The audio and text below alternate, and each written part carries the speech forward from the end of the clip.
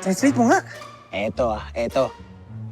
Sa pagkakaintindi ko, ang sabi niya, kailangan natin maghanap lahat ng trabaho para respected na rin tayo.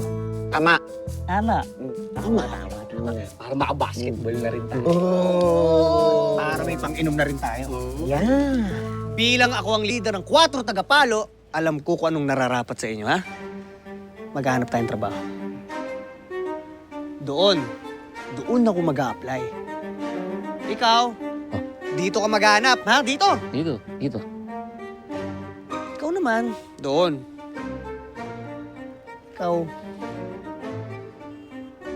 diyan ka lang. Ha? Diyan ka lang. Ano, palo? Palo! Hoy, ba't iniwan niyo ako dito?